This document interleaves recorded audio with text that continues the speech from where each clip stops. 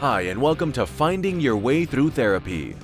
The goal of this podcast is to demystify therapy, what can happen in therapy, and the wide array of conversations you can have in and about therapy. Through personal experiences, guests will talk about therapy, their experiences with it, and how psychology and therapy are present in many places in their lives. With lots of authenticity and a touch of humor, here is your host, Steve Bisson. Thank you so much. I appreciate it. Merci beaucoup. And welcome to episode 126 of Finding Your Way Through Therapy. If you haven't listened to episode 125 yet, please and go and listen. Liz Kelly was amazing. She has a book that's going to come out in March. Go back and listen. You'll hear more and she'll be back on the show. But this week is my first co-host / passing on to hosting, at least quarterly, if not more, to a good friend of mine who has been on the show a few times, Courtney Romanowski.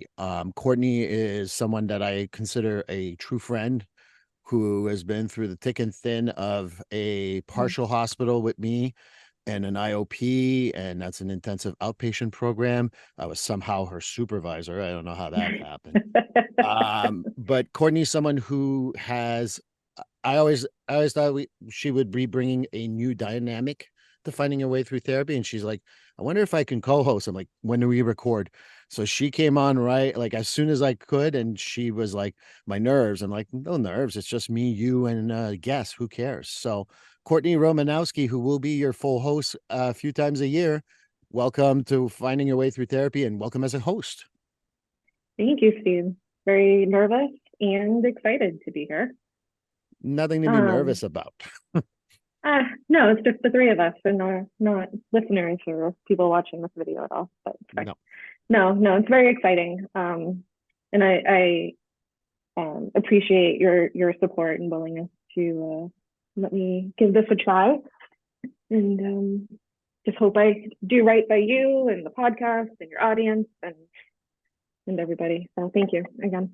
Good news, I can't fire you. So yeah, and if this doesn't go well, then it's all your fault because it was your idea. I did not train you properly. That's what I will say. No, exactly. Poor supervision. So who's here today, Courtney? So today we have with us Audrey Albert King. Audrey is a licensed mental health counselor, board certified dance movement therapist, and certified movement analyst. She considers herself a body-centered psychotherapist in private practice. Just going to share.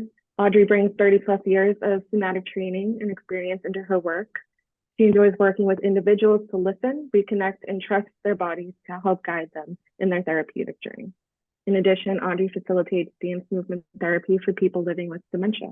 She's an adjunct faculty at Lesley University in Cambridge, where she also serves as an off-site BCDMT student supervisor. A lifelong dancer, Audrey is grateful to step into her movement practice daily to sustain a healthy, vital, and meaningful life. Welcome, Audrey. Thank you for being on the podcast with us today. Thanks for having me. I'm excited to be here. Yeah, I'm excited to have you. So I just wanted to share a little bit. As Steve said, I've been on the podcast a few times and have been thrilled that he has welcomed expressive arts therapy into the conversation of therapy. I too, as you know, am a dance movement therapist. And so I think it was after the last time we recorded, Steve, I had this grand idea of a sort of spin-off podcast, if you will, of Finding Your Way Through Expressive Arts Therapy. Just because I know expressive arts therapies are getting better known and a little bit more accessible, at least. But I know even just from some of my own clients that there's still some hesitations and questions about what dance therapy is or how to use music therapy. So here we are. My hope is to, just as Steve does with his podcast, better demystify what expressive arts therapy is, who can use it, what it can be used for, all of that great stuff. So Audrey, as my first guest, I'm hoping we can share with folks a little bit more about what dance therapy is. I know it's a layered question to ask what is dance movement therapy, because I could ask that to a million different dance therapists and everybody would have their own answer, which is wonderful. But I'm wondering if you could share a little bit about what you do with dance therapy or different paths your career has taken so far. Yeah, so I think it's interesting about demystifying dance movement therapy because in the past few years, I would say people especially connect with me because they're interested in trying something new. They're interested in something other than verbal or talk therapy. Either maybe it hasn't worked as well for them, or someone has said to them, trauma is held in the body. Why don't you seek some more body-oriented therapeutic techniques? Somatic therapy has been kind of tossed around lately. And so, or there's a curiosity with mindfulness or bodyfulness, or how else can I use therapeutic practice to help me connect with my body? There's all this talk about mind-body connection or integration, and yet it's all coming from here. So what's happening here? And, the body is the history holder, right? We hold our entire life history. In fact, our first couple of years, we only learn through movement, how to turn over, how to stand up. All our learning is just movement. And nonverbal communication is 70 to 93% of all communication. So I don't know if you have all had this experience. I know I have. I have been in therapy. I've been in talk therapy. And there's times where I don't want to say this thing, like either it's too scary or there's shame, or I think the therapist is going to just run out the door and never come back again.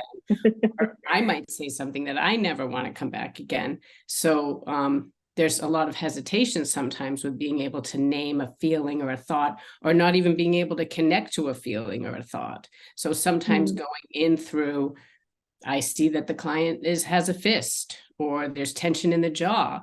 It might be easier to go in that way. So I've been really surprised that people are connecting with me and saying, I'm kind of interested in this thing. I'm willing to try this, even though there's some hesitancy. Yeah. And so, you being in private practice now, have there been certain types of clients that have gravitated towards movement therapy more? Or I know too, you've worked with the elderly population. Well, so I think, dance movement therapy with groups and dance movement therapy with individuals, to me, are two very different things, even though related. I would say the one thing that is for sure related is, as a body-centered psychotherapist, I trust my body to tell me what direction to move in with a client or group. So even though I might be doing more verbal therapy with an individual client, their language or their movement, their gestures or their postures, right? If someone is feeling a little depressed, there might be a slight concavity, or if there's a reluctance to speak, there might be a retreating, or maybe we call this a gesture posture merger, where there's a gesture and a posture happening at the same time. All of that is landing in my body. Language lands in my body. If someone is not breathing, I am not breathing. That's called kinesthetic awareness. And then the dance between us is kinesthetic empathy. I want to feel in my body what the client is sensing. I allow myself to sense or feel what I'm feeling in my body.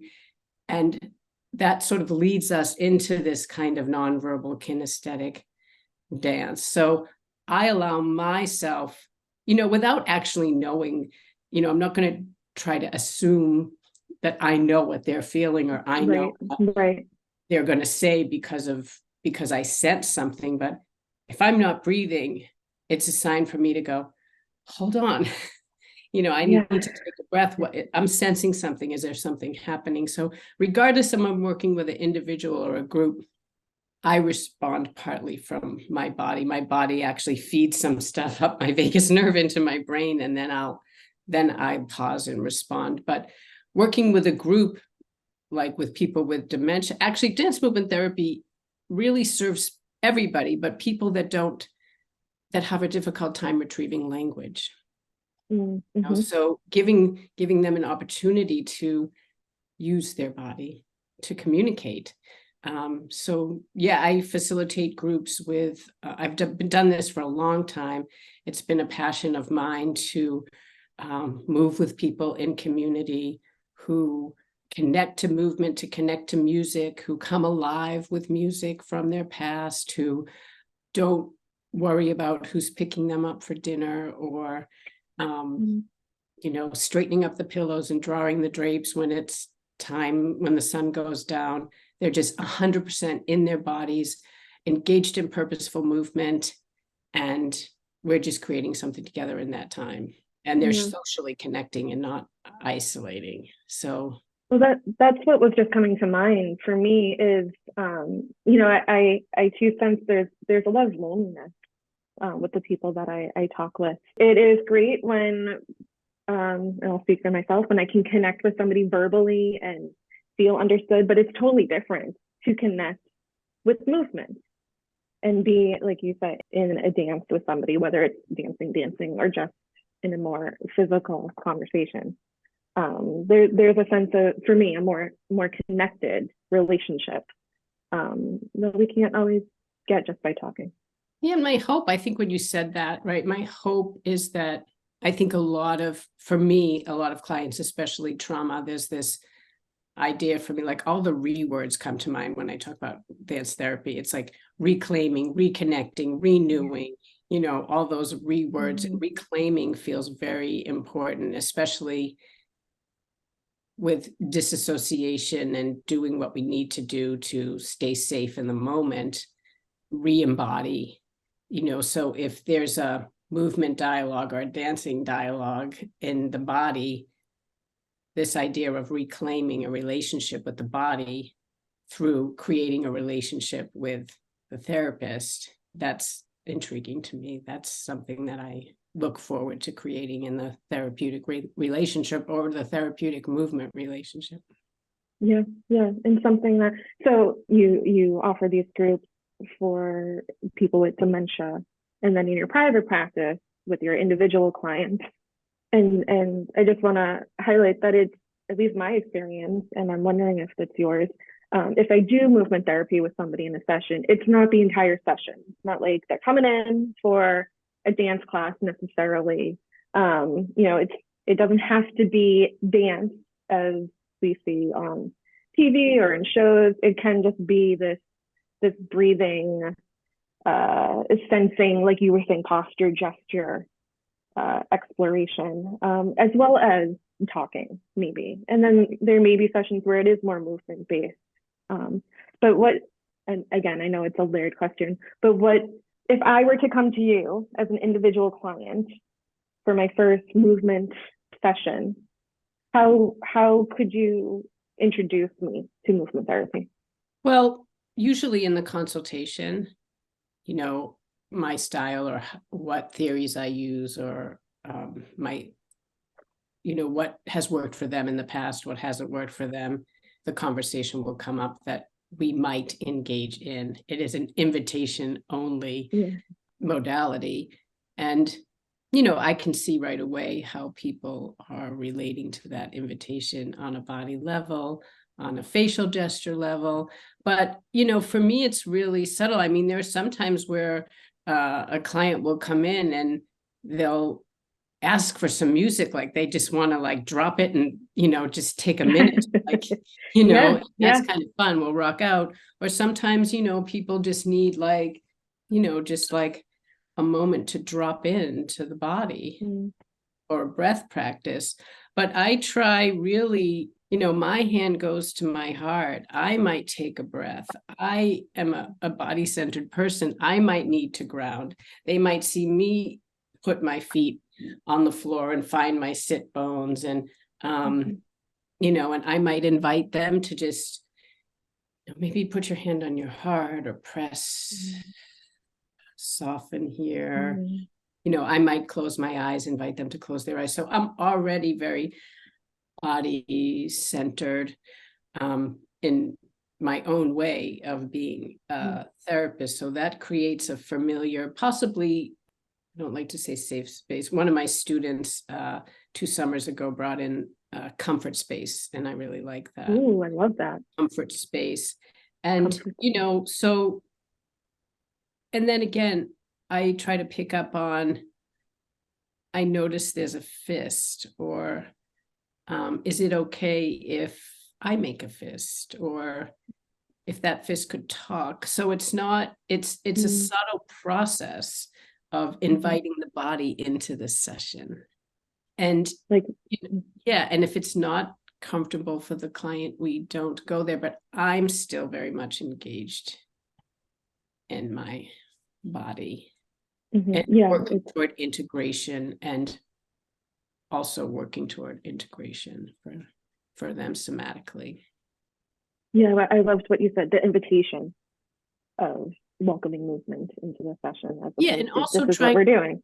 Yeah, and trying to create a sense of like what's happening under the interoceptive sense, like what's happening in your body. Like, can you sense, because that sense of everything under the skin, what's happening in the body, is something that some people might really not have cultivated in a long time. And I don't know if you all can, but I can't think of a mental health diagnosis that doesn't have a somatic component, or any symptoms that occur in the body. Right. Absolutely. So being aware of, what does anxiety feel like for you in the body? And then, my hope is to help co-regulate people's nervous systems also in the session. I feel that that's really helpful, so that people can learn to help regulate, so it doesn't feel as scary to talk about trauma. Can I interject here for a second? Sure. One of the things I like to do is educate people. Yeah. So I love co-regulate, and I love that word, and I've used it myself. But for those of us who are not familiar with co-regulate, what does that mean? Just, well, in terms of education, really helping people to understand that, first of all, what's happening in their body is totally normal, and that their autonomic nervous system is really trying to protect them, right? So I often use polyvagal theory. I think it's really easy for people to understand that, they go into something we call mobilization, which is the beginning of threat, where they want to run, and then going into sort of dorsal vagal shutdown modes of what their body needs to do to protect themselves, and how to what things are going to, what interventions are going to work to help them get back sort of online. And for me personally, and I think there's a place for cognitive behavioral therapy, and there's embodied cognitive behavioral therapy, and I think it does work, and reframing is really, really helpful. But in those moments, using touch to, release endorphins and oxytocin to counteract the cortisol and the adrenaline, using certain methods from polyvagal. Amber Gray, I'm a big fan of Amber Gray's work. She is a polyvagal informed dance movement therapist. Sensory motor, Peter Levine's work, he has all these under, over here, pressing here, a lot of breath techniques that massage the vagus nerve. For me, they help regulate my nervous system a little bit quicker, in addition to reframing. And which is available for not just folks who have experienced trauma, right, but for any one of us. Social anxiety, thoughts that are intrusive and uncomfortable. I've had a few of my own clients who have tried to negate their own trauma because it isn't what trauma is. I haven't been to war, I haven't experienced abuse, but your trauma is in the body, right? You're experiencing it. It's just a side thing, but really, even with depressive symptoms, like you said, there is no diagnosis really, and not that we always have to work off of diagnoses, but our body is so much a part of our health, our mental health, our emotional health. So it does at least make sense to us, and hopefully we are helping to spread the word a little bit more that movement, body-centered therapy is valuable.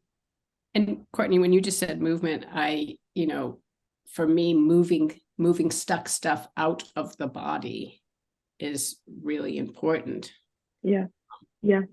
Moving it through, even if the emotion comes back instantaneously, we understand we can move it through. Right. Mm-hmm. And that's where, for me, the dynamics of movement and my movement practice every day is essential. And it doesn't mean that it has to be like, happy movement. It can be like, I hug muscle to bone, and that feels like, grief or whatever, but I'm moving it through. I don't necessarily have to know what's happening. I'm just moving it through, or I'm getting it out. And so that's why I engage in a NIA technique. That practice is every day. I move all emotions and dynamics like through my body, and they might, like I said, like thoughts, right? You have them, you name them, however you do it. I like to attach mine to that helicopter, like that has that tagline that says like, clam bake or all you can eat or whatever. And you kind of watch it go across the beach, and then it will come back through, or the clouds, or however. For me, I like to just move it out of my body. I think that if you don't mind me saying, one of the things that I love that, even for me, who has Courtney as a friend, has had dance movement expressive therapists on before, one of the important messages that I want to repeat, because it's worth saying, is that, to do DMT, dance movement therapy, you don't need to be always happy go lucky and anything like that. So I think this is a great myth to debunk.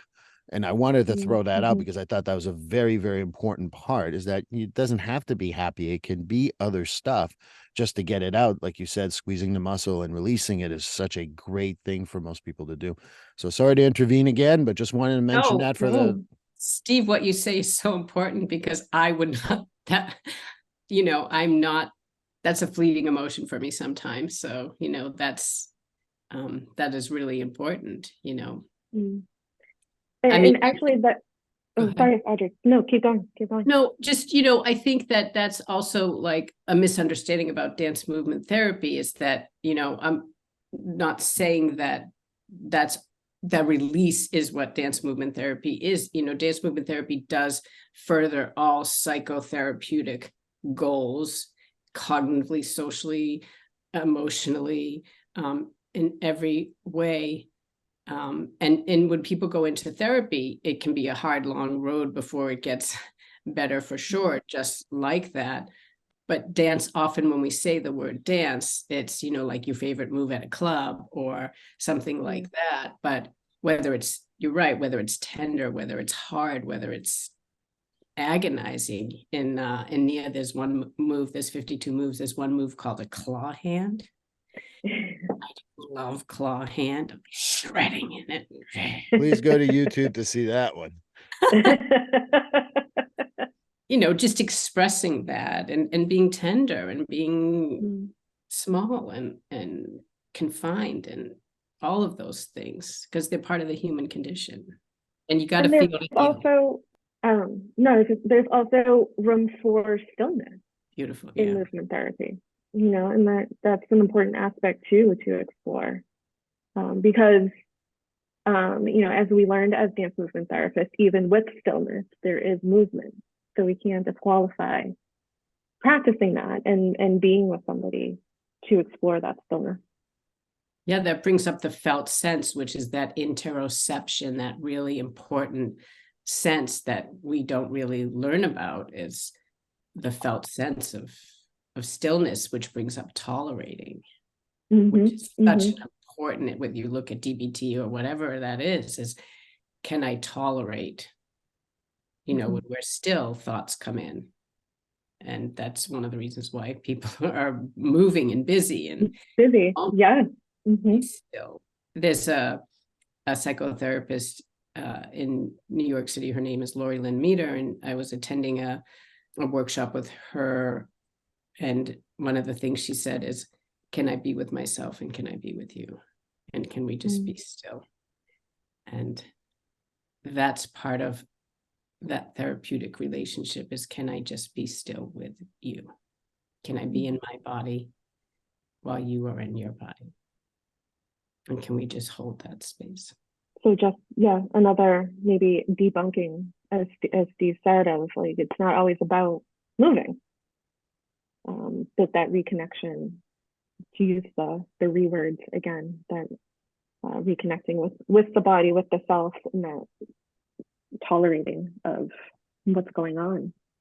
Because the wonderful thing that comes from the felt sense is there an image in the body for this sense or this whatever is happening when you are still? Is there an image that we can work with that comes out of the body? Imagery is so rich to work with, because in dance movement therapy, we're looking to derive meaning from the movement, or meaning from anything that's happening in the body, almost like decoding. And again, I want to throw out to folks, in case there's maybe still some questions. It's not about, we hear, or at least me as a dancer have heard the, be a tree in modern dance, right? Like we're not doing that type of image work, but really what's coming up for you. You would lose me right away if you told me to be a tree. What would you like to be, Steve? Would you like to be a... I'm still learning. Give me a chance. Okay. But again, just I don't know, for me it feels important that folks aren't thinking dance class, or even yes, yoga can be pulled in, or whatever the practitioner's background is can be brought in to the session, but it is more about, like Audrey is saying, a better understanding and putting what did you say, decoding, Audrey? Decoding, being a detective, like what can the body is the history holder, right, of our entire life. So the body holds the truth when the brain doesn't always. I don't know about you, but I have really twisted a lot of truths around and internalized things and been conditioned in various ways, in various environments. And for me, just for me, in our patriarchal, capitalistic, sociocultural, political world, but the truth lies here. And so being able to tap into the wisdom of the body is helpful. Yeah. And that carries outside of the session too. Some of my own clients have like a couple days after we met, I noticed this in my body, and I was like able to I was able to breathe a little bit more, or stand up a little bit taller. And even if they're like, and then the next day was crap, there was still this moment of recognizing a change, or just a more awareness, or an ability to take care of oneself. Yeah, or the pattern. Like the pattern. I felt choked when this happened and I wanted to speak. I felt choked. I noticed I had to go in the other room and shake my hands. Or I noticed this, I noticed that. Because in my experience, I'm not wanting to rid some of these things that I don't see anything as necessarily a problem unless it really interferes with functioning. I want to integrate it. Can you say more about that integrating part? Well, like for example, like stimming, like working with parents, like that is a necessary behavior as far as I'm concerned. Can you just what is that? For the hand movements, in order to cope with a task or an environment, leg shaking, things like that. I think are really important. They help with coping. Yeah, oftentimes they're seen as something that needs to be stopped, whereas you're talking about integrating it and using it. I just want to go back a bit. You mentioned Mia, which I know is a big part of your life, but can you share a little bit of what Mia is and how you use it for yourself? It's a life practice. It's actually 40 years old today. It was founded by Debbie. Happy birthday. It's a global practice. It's a technique. There's like codified moves, but it's not really about learning the moves. It's about sensing in your body. So it's not about getting them right. There are like base moves, core moves, upper extremity moves. And as an older mover, what I'm appreciating is they're really like based on the body's way. So when you take a step forward, you lead with the heel. When you take a step back, you are on the ball of the foot. When you step to the side, you're on the whole foot. So it really works off the intelligence of the body's way.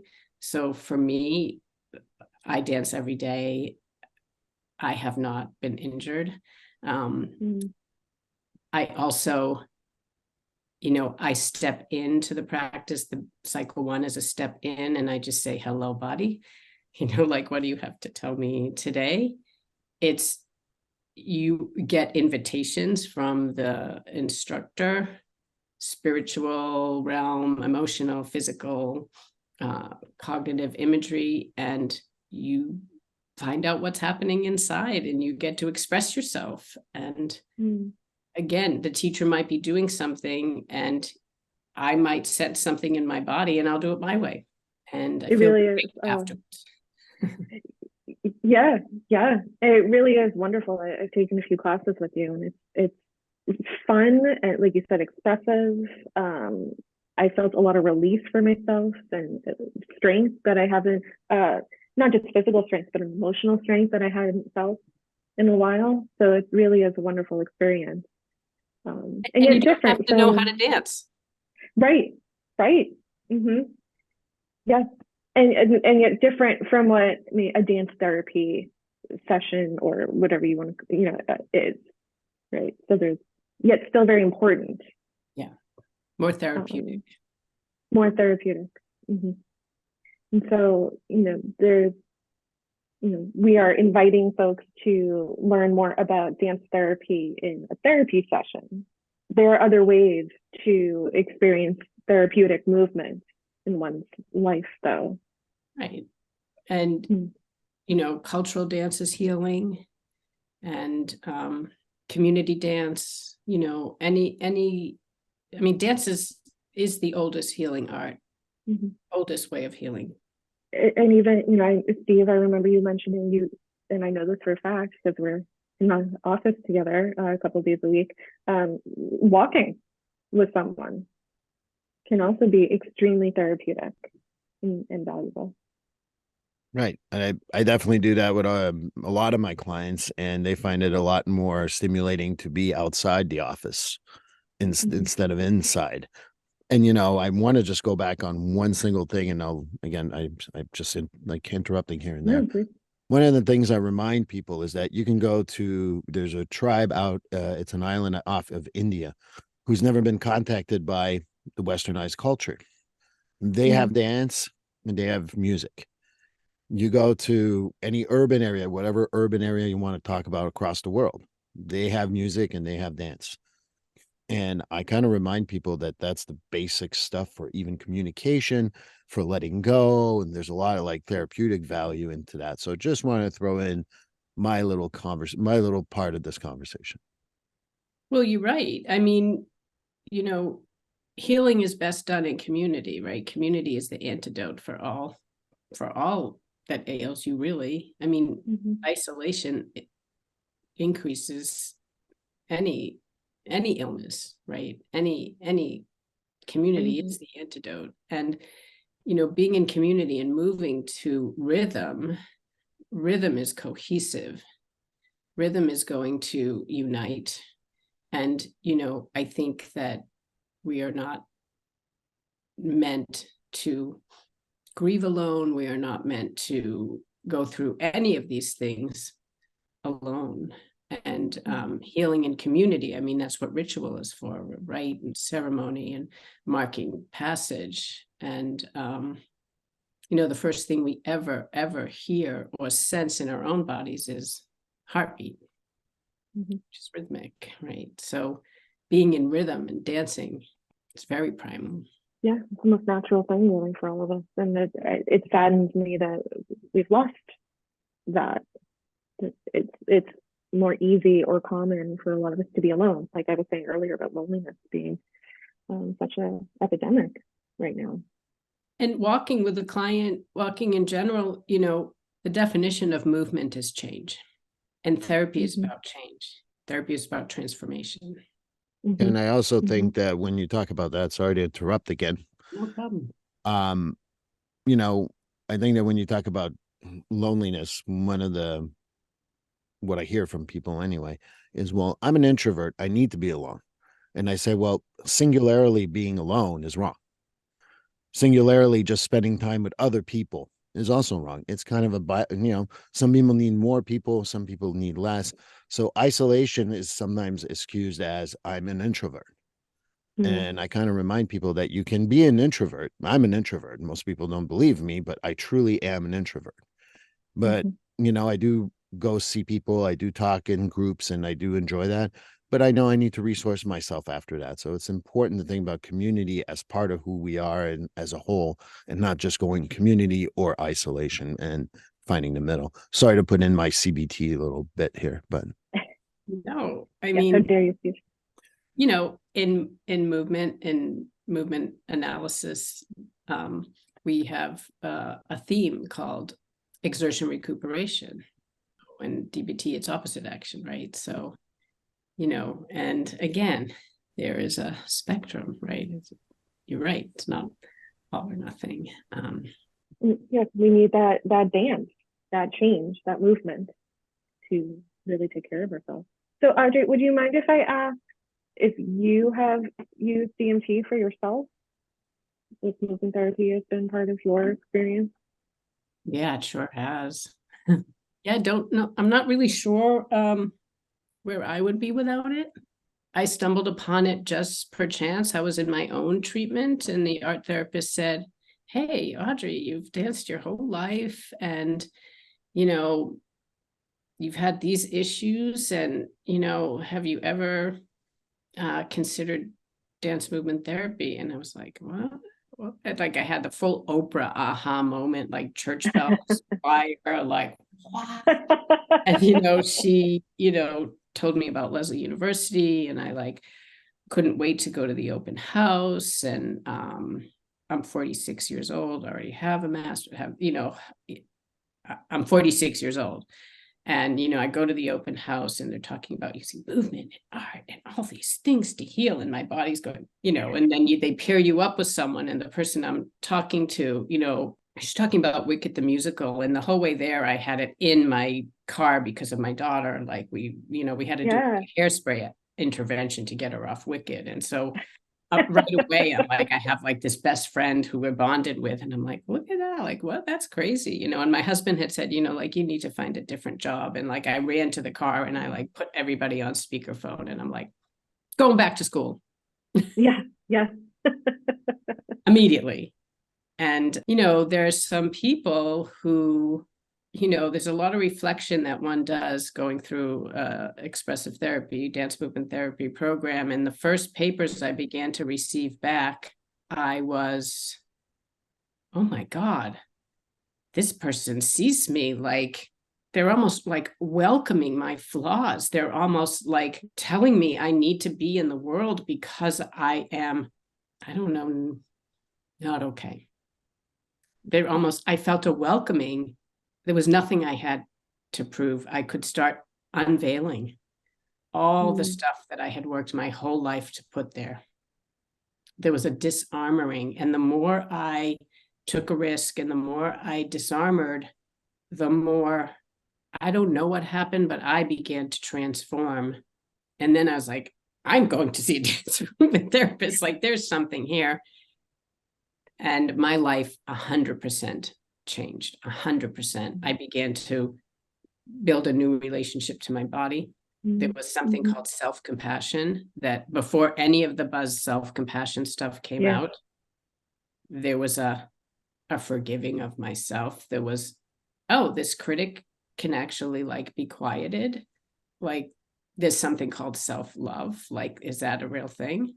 So Mhm. everything really changed. And I thought, people need to know about this. People need to know that they're okay, that they don't have to work so hard to try to fix themselves. Like, there's actually nothing to fix. Like, I need to share this knowledge.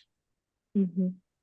It's okay to go in and in and not try to stay out here. Yeah. Yeah. And coincidentally, in my movement, in understanding what I was learning, I was like, why am I so comfortable out here? And every time I tried to come in here, there was like no room for myself. And I'm like, oh, there's no room. I like to be out here. So, the things that one can learn through movement and metaphor are, there's like no going back for me Mhm. once I went in. And Mm. Jennifer Tantia, in her paper about somatic intelligence, talks about the body being the bridge between the conscious and the unconscious. And so for me, learning things through my body, bottom up versus top down, was like, I could spend 100 years and never really get it the Yeah. way I get it. And Mhm. therefore navigating change and transformation to healing became easier. Yeah, I just even just from school, moving in class, my tendency movement wise is to be quick, what is called in movement, quick and direct, right? Which also tends to be how I interact with folks, quick and direct. Let's go.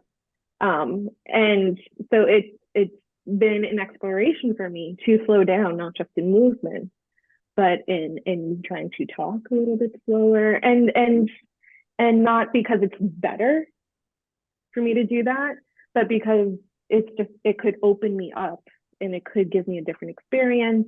There are times to be quick and direct. There are times to slow down a little bit and explore indirectly what is going on around me.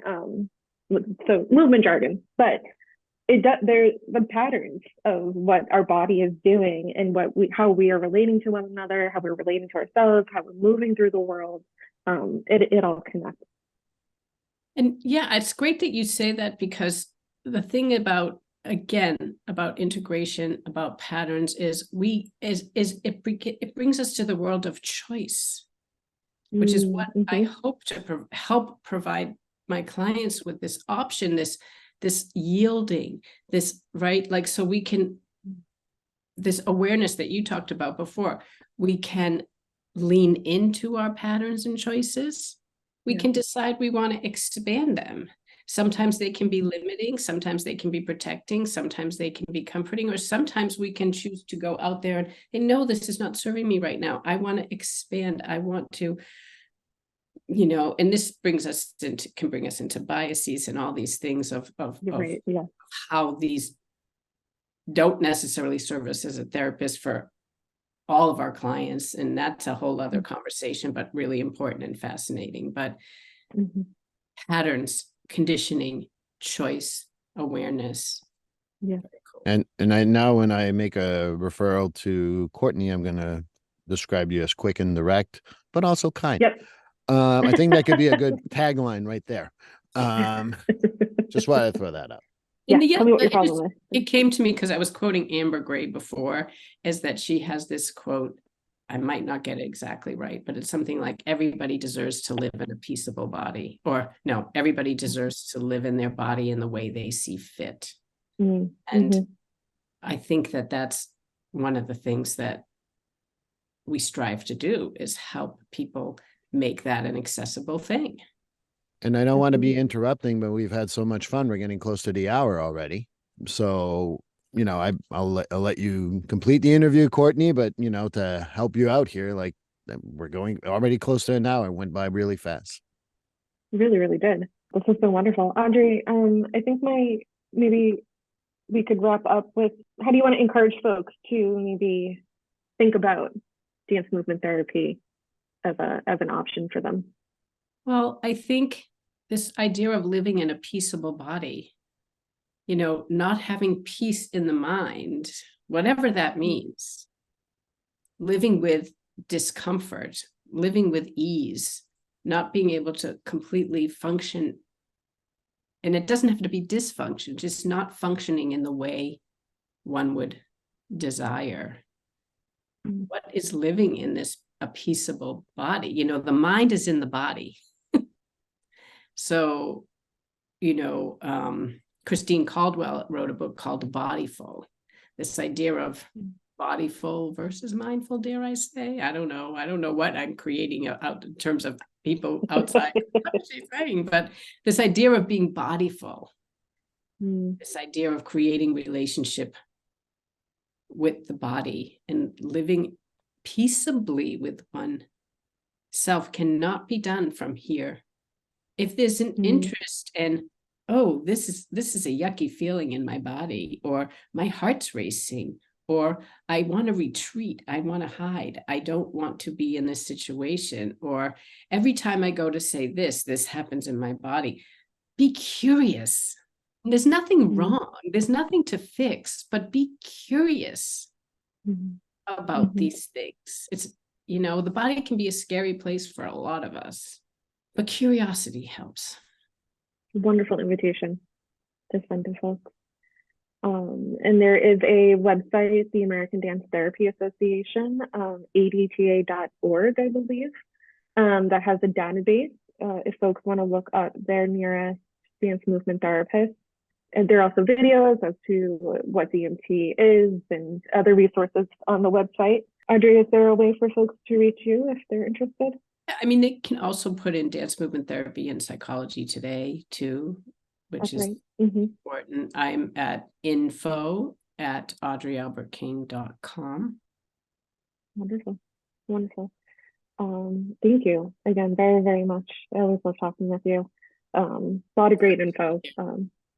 Hopefully we are on our way to demystifying dance movement therapy and the other expressive modalities.